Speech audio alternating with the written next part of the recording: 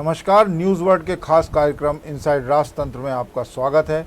मैं हूं उमेश निगम। इनसाइड राजतंत्र में हम बात करेंगे राजनीति और ब्यूरोक्रेसी के फैसलों की इनसाइड जानकारी की। खुलासा करेंगे कि आखिर इन फैसलों के अंदर के कारण क्या हैं। तो शुरू करते हैं खबरों की इनसाइड स्टोरी का सिलसिला।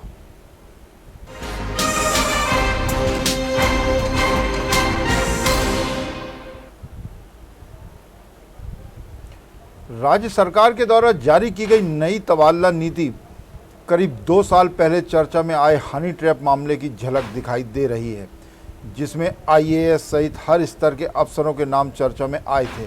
इससे ही सबक लेकर राज्य सरकार ने नई तबादला नीति में चरित्रहीन और नैतिक पतन के आरोपी अफसरों की जिम्मेदार पदों से छुट्टी करने का निर्णय लिया है।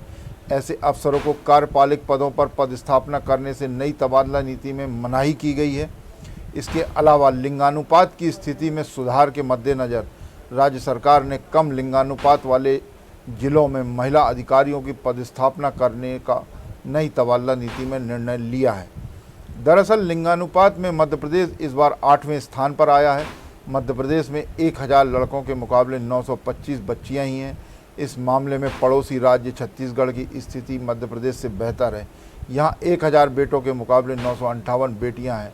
इसका प्रभाव मध्य प्रदेश की तबादला नीति में दिखाई दे रहा है। ये सभी प्रावधान तबादला नीति में पहली बार शुमार किए गए हैं। तबादला नीति में कई विसंगतियां भी नज़र आ रही हैं। साल भर सभी विभागों में तबादले होते हैं, परंतु समन्वय की मंजूरी के बाद लेकिन 1 से 31 जुलाई तक तबादलों पर हटाए गए प्रतिबंध के लिए बनी ट्रांसफ़र पॉलिसी में भी समन्वय का बैरियर कुछ तबादलों के लिए बरकरार रखा गया है। जबकि पिछले सालों तक तबादलों से प्रतिबंध हटने के बाद विभागों को पूरी छूट दी जाती थी। हर स्तर के तबादले इस अवधि में बिना समन्वय की मंजूरी के विभाग ही करते थे। चौंकाने वाली बात तो यह है कि जिनका तबादला पिछले 6 महीने के दौरान समन्वय की मंजूरी के बाद हुआ था, उनका तबादला कैंसिल करने का अधिकार प्रतिबंध हटने की अवधि में भी विभागों को नहीं दिया गया। यदि विभाग को इन तबादलों को कैंसिल करना है तो प्रस्ताव पर फिर से समन्वय से मंजूरी लेना होगी, जबकि पहले ऐसा नहीं होता था। सरकार ने अभी तक प्रभारी मंत्री बनाए नहीं हैं और डिस्ट्रिक्ट लेवल पर ट्रांसफ़र करने के लिए तबादला नीति में प्रभारी मंत्री की मंजूरी को जरूरी बताया गया है। नई तबादला नीति में एक और प्रावधान किया गया है, जिस जिले में अधिकारी पूर्व में पदस्थ रह चुके हैं वहां उनकी उसी पद पर पुनः पदस्थापना सामान्यतः नहीं की जाएगी। जानकारों का मानना है कि इस मामले में कितना अमल होगा, इस पर संशय बना हुआ है, क्योंकि कई बार राजनीतिक हस्तक्षेप तो कई बार अन्य कारणों से इस तरह के तबादले किए जाते हैं। ऐसे में अधिकारी पूर्व में जहां पदस्थ थे वहीं फिर पदस्थापना आदेश जारी हो जाते हैं। इसी विषय पर विस्तार से चर्चा करने के लिए हमारे साथ जुड़ेंगे वरिष्ठ पत्रकार रंजन श्रीवास्तव। रंजन श्रीवास्तव जी, आपका स्वागत है। रंजन जी, प्रदेश में 2 साल पहले चर्चित रहे हनी ट्रैप मामला जो है उसकी झलक ये जो नई तबादला नीति है उसमें दिख रही है।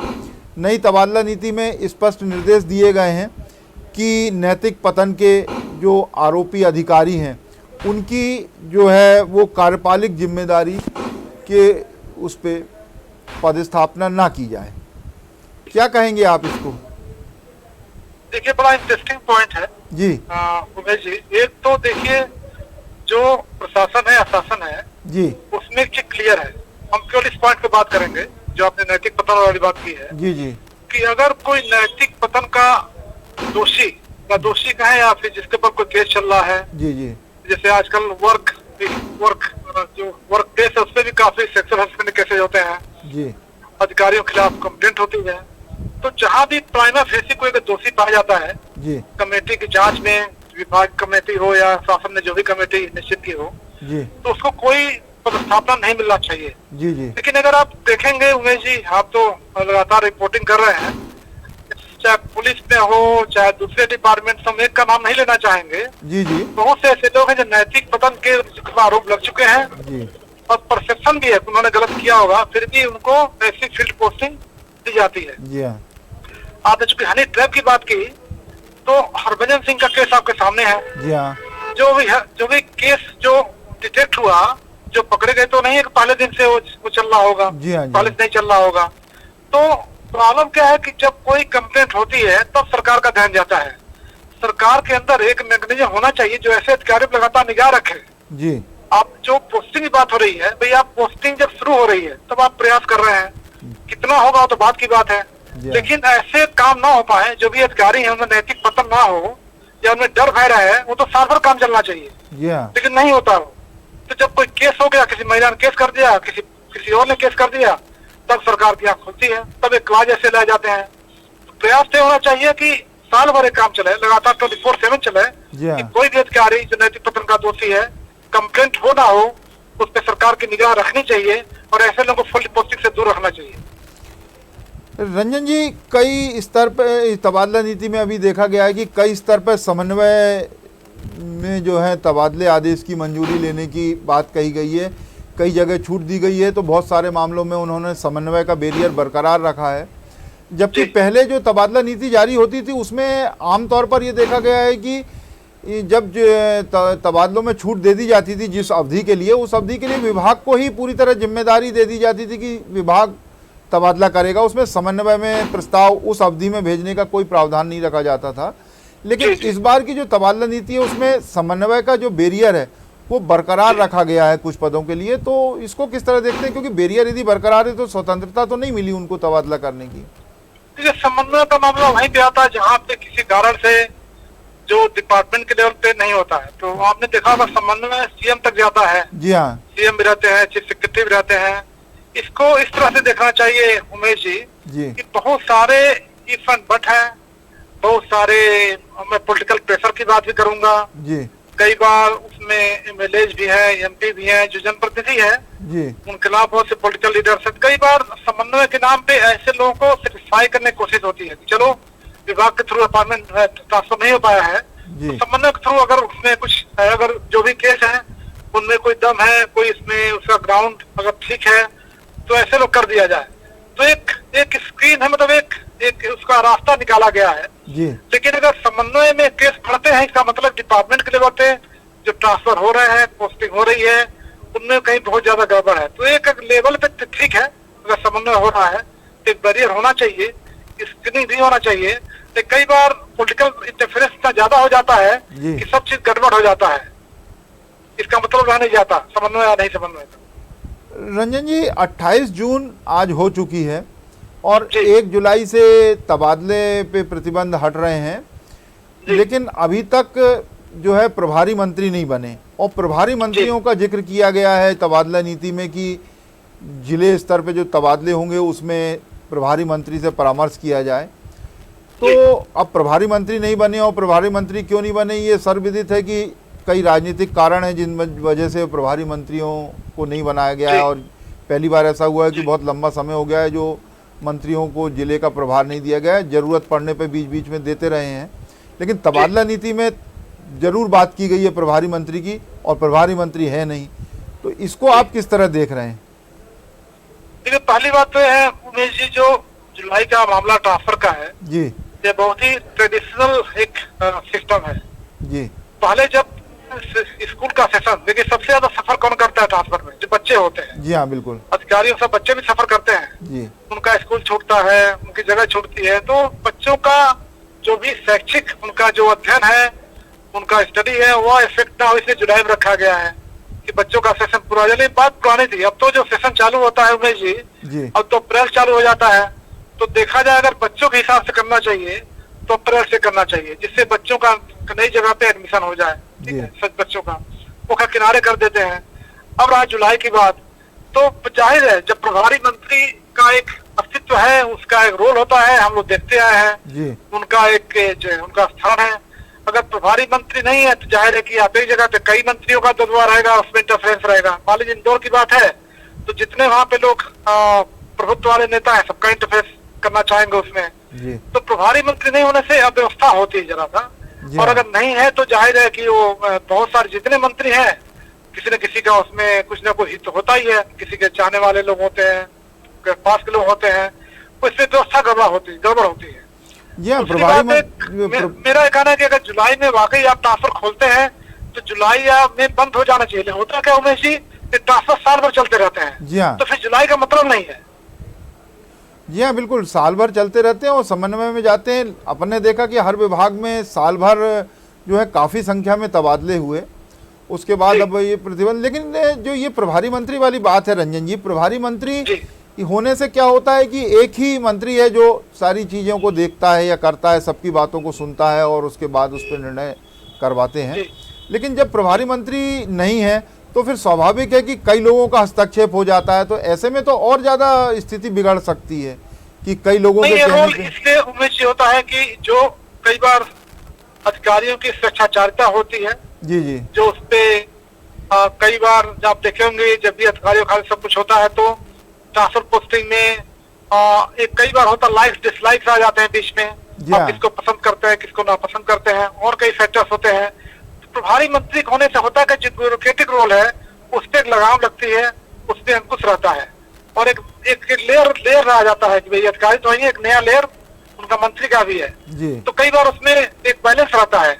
जब प्रभारी मंत्री नहीं है तो जाहिर आप किसी मंत्री को तो दे नहीं पाएंगे आप आधिकारिक रूप से, तो ऐसे में एक लेयर खत्म हो जाता है। तो फिर अधिकारियों को एक निरंकुशता का कहें आपकी उनका मनमानीपन का कई बार ऐसे अधिकारी होते हैं आप जानते भी हैं, उनमें उनको बल मिलता है।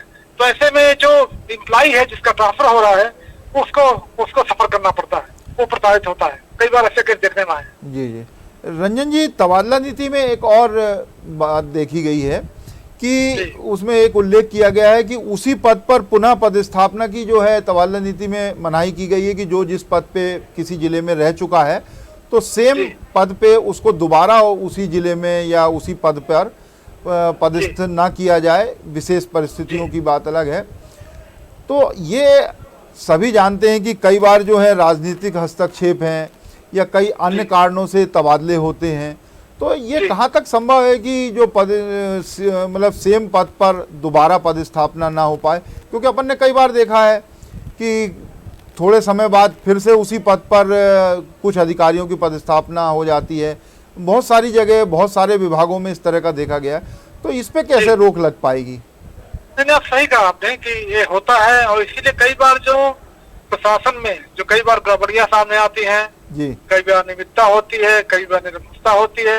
अधिकारी समझता हम तो बलशाली है, एक पोस्ट पर कई साल से बैठे हुए हैं जी जी। यूजुअली 3 साल के बाद किसी पोस्ट पे कोई अधिकारी है, कर्मचारी है, अगर क्लास 3 है, क्लास 4 है तो जिले के अंदर, ऊपर है क्लास 2 क्लास 1 है तो जिले के बाहर, ऐसा हो जाना चाहिए। लेकिन कई बार होता क्या है कि आप उसी जिले में बने हुए हैं, वो भी खराब है क्योंकि जिले में आप 10-12 साल से बने हुए, 15 साल से बने हुए, वो भी नहीं होना चाहिए। तो जाहिर है कि पूरा स्टेट आपको देखना, आप जो अगर अधिकारी हैं पूरे स्टेट के हैं, आप जिले में खास जिले में क्यों इतने साल रहेंगे, आप क्यों रहना चाहते हैं, आपका इंटरेस्ट क्या है? लेकिन वही है कि पॉलिटिकल इंटरफेरेंस, पॉलिटिकल पेट्रोनेज ऐसे में सामने आ जाता है। इसी में कोई अधिकारी कर्मचारी हो, किसी पद पे अगर बना हुआ है, किसी जिले में बना हुआ है, किसी ब्लॉक में लगातार कई सालों साल बना हुआ है, तो उसके में स्वेच्छाचारिता का भाव आ जाता है। वो फिर गड़बड़ियां करने लगता है, अनियमितता करने लगता है, वो सत्ताविद हमारा कोई बिगाड़ नहीं पाएगा। तो इसलिए बहुत ही ट्रांसपेरेंट रूप से ट्रांसपेरेंसी होना चाहिए इसमें, और इसका जरूर फॉलो करना चाहिए। 3 साल में हो जाए, होता नहीं है प्रैक्टिकल रूप में। आप देखते ही हैं, हम भी देखते हैं कि जो प्रैक्टिकल रूप में नहीं हो पाता है और उसी में कई बार गड़बड़ियां सामने आती है। दूसरी बात है कि जब ऐसा एक वर्ग जो लगातार जमा हुआ है तो दूसरा वर्ग और पीड़ित महसूस करता है, भाई हमने क्या गलती की है, हमें क्या हटाया गया। जी हाँ, ये सही कहा रंजन जी आपने कि जो तबादला नीति है उसमें ट्रांसपेरेंसी होना चाहिए, और जो सरकार ने तबादला नीति बनाई है देखते हैं कि उसमें जो सारे बिंदु सरकार ने के जो सामान्य प्रशासन विभाग ने उसमें समाहित किए हैं उन पर कितना अमल होता है, ये तो तबादला आदेश जारी होने के बाद ही समझ में आएगा। बहुत बहुत धन्यवाद रंजन जी आपको हमसे जुड़ने के लिए। अब बात करेंगे एक और प्रशासनिक खबर की। कोरोना संक्रमण की महामारी के पहले दौर में मजदूरों के पलायन से मची अफरा तफरी से सबक लेकर मध्य प्रदेश की सरकार ने छोटे उद्योगों में मजदूरों को रखने का प्रावधान किए हैं। इसके लिए राज्य सरकार के सूक्ष्म लघु और मध्यम उद्योग विभाग MSME ने नियमों में संशोधन कर दिया है। इन प्रावधानों के तहत अब MSME में काम करने वाले स्टाफ और मजदूरों को उद्योग परिसर में ही निवास की सुविधा मिलेगी। संशोधित नियमों के तहत उद्योगों को इसके लिए 10% तक जमीन स्टाफ के लिए आरक्षित रखना होगी। नई पॉलिसी में प्रदेश में पहली बार उद्यमियों को नगरीय तथा गैर नगरीय भूमि पर स्व निर्धारित डिजाइन के अनुसार क्लस्टर विकसित करने तथा संधारित करने का अवसर मिलेगा। इन क्लस्टर में भूमि विकास के लिए डेवलपर्स को कलेक्टर की असिंचित भूमि की गाइडलाइन के मात्र 25% राशि पर भूमि आवंटित की जाएगी। अब डेवलपर्स विकसित क्लस्टर में अपनी इच्छा से निवेशक ला सकेगा और साधारण कार्य भी उनके द्वारा स्वयं किया जाएगा। नई नीति से प्रदेश में फार्मा, खिलौना, फर्नीचर क्लस्टर विकसित हो सकेंगे। इससे रोजगार के अवसर बढ़ेंगे। अब समस्त भूखंडों की नीलामी ई टेंडर के माध्यम से की जाएगी। जिन भूखंडों में कोई नीलामी करता उपलब्ध नहीं होगा, ऐसे उद्यमी को प्रथम आओ प्रथम पाओ की नीति से भूखंड विक्रय किया जाएगा। पूर्व में स्थापित उद्योगों के पास पड़ी अनुपयोगी भूमि के आवंटन की प्रक्रिया को भी सरल किया गया है। बैंक और वित्तीय संस्थाओं में आवंटित भूखंडों का हस्तांतरण महाप्रबंधक उद्योग को सूचना देने पर हो सकेगा। राज्य सरकार ने ये प्रावधान किया है कि अब मजदूर जो हैं वो फैक्ट्री के अंदर ही रहेंगे। इससे कोरोना में जिस तरह की अफरा तफरी मची थी, उस तरह की भविष्य में यदि कोई ऐसी अफरा तफरी मचती है तो उसमें किसी तरह की कोई दिक्कत नहीं होगी। अब लेंगे एक छोटा सा ब्रेक। आप देखते रहिए न्यूज़ वर्ल्ड।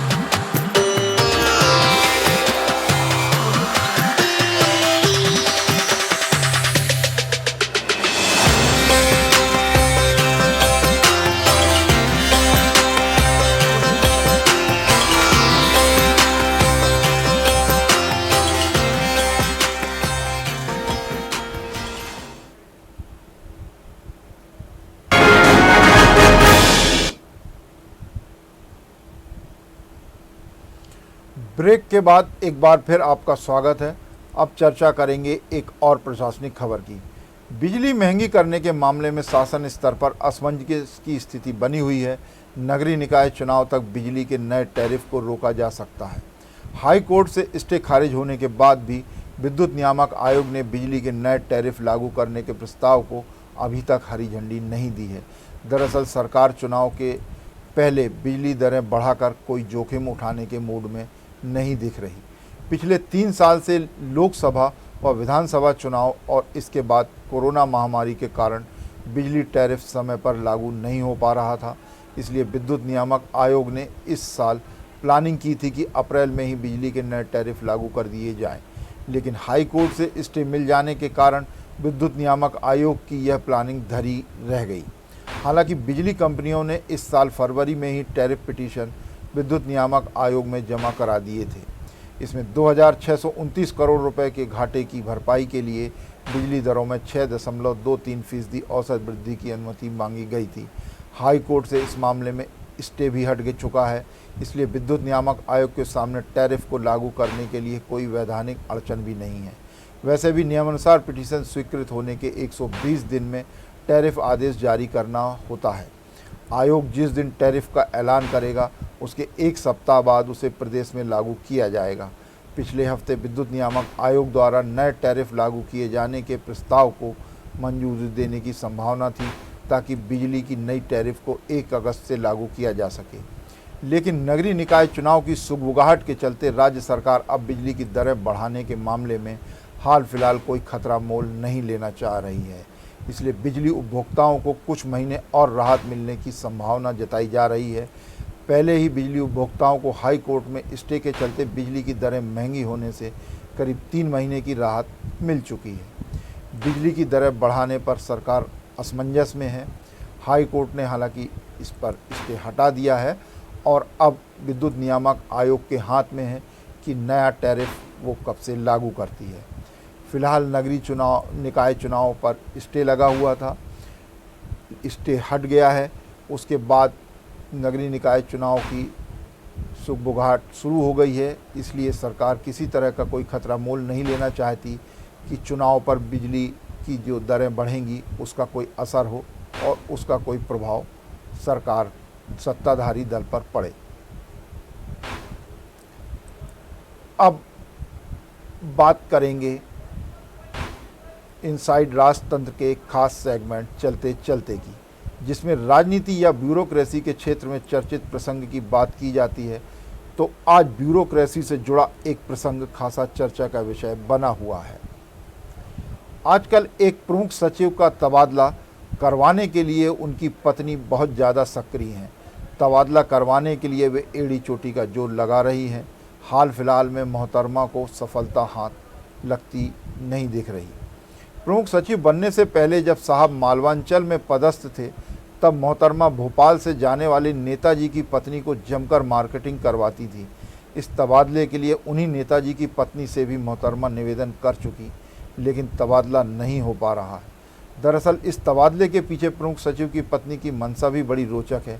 जिस विभाग में साहब की पत्नी नौकरी करती हैं, अपने प्रमुख सचिव पति का तबादला भी उसी विभाग में करवाना चाहती हैं, ताकि प्रमुख सचिव पति रहेंगे और विभाग में कमांड पत्नी की होगी। साहब भी इस तबादले के लिए उतावले हो रहे हैं। जिस विभाग के लिए बात हो रही है वो विभाग मलाईदार है और साहब को मलाई बहुत पसंद है। उस विभाग में पिछले 2 साल में खूब खरीदी हुई और अब इन सब के पेमेंट होना है, इसलिए साहब वहां जाना चाह रहे हैं। दर्शकों की सुविधा के लिए बताते चलें कि प्रमुख सचिव महोदय की पत्नी सरकारी नौकरी में राजपत्रित अधिकारी हैं और प्रमुख सचिव भी आजकल ऊर्जावान हो रहे हैं। इनसाइड राजतंत्र में आज बस इतना ही। कल फिर मिलेंगे राजनीति और ब्यूरोक्रेसी के कुछ नए फैसलों की इनसाइड स्टोरी के साथ। तब तक के लिए मुझे दीजिए इजाज़त और आप देखते रहिए न्यूज़ वर्ल्ड।